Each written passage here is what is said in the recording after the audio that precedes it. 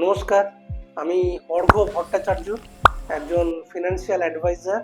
আমি গত 20 বছর ধরে এই প্রফেশনে আছি।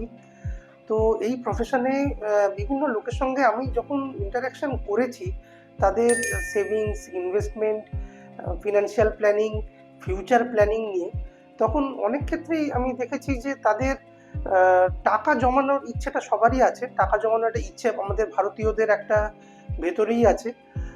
কিন্তু আমরা টাকা জমানোর সময় এটা খেয়াল করি না যে আমরা টাকাটা কেন জমাচ্ছি, কোন সময়, কি পারপাসে, কত টাকার খরচা সেই সময় থাকতে পারে।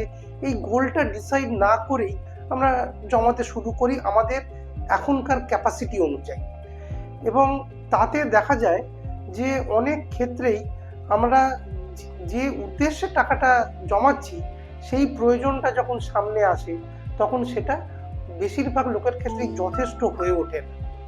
এর কারণ হচ্ছে স্কুল, কলেজ বা কোনো আমাদের পাঠ্যক্রমে ফিনান্স নিয়ে আমাদের কখনো কিছু শেখানো হয় না। ফিনান্স সম্বন্ধে আমাদের যে নলেজটা আছে সেই নলেজটা এসেছে আমাদের কোনো বন্ধুর থেকে, কোনো আত্মীয় স্বজন থেকে, আগের প্রজন্মের কারোর থেকে। এবারে তাতে সেই অভিজ্ঞতা দিয়ে আমরা যখন ইনভেস্টমেন্ট করি বা সেভিংস করি তখন আমাদের পক্ষে ওই ডিসিশনটা নেওয়া মুশকিল হয়ে যায় যে আমরা কি পারপাসে, কি গোলটা নিয়ে ইনভেস্টমেন্ট করছি, কোথায় ইনভেস্টমেন্ট করলে আমাদের ইনভেস্টমেন্ট সেফ থাকবে এবং সেটা আরও গ্রো করবে।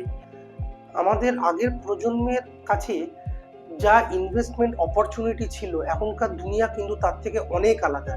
এখন এমন অনেক ইনভেস্টমেন্ট অপশান আছে যেটা আমাদের আগের প্রজন্মের কেউ কখনো ইনভেস্টই করেনি, তাদের সেই সম্বন্ধে অত ভালো ধারণাই নেই।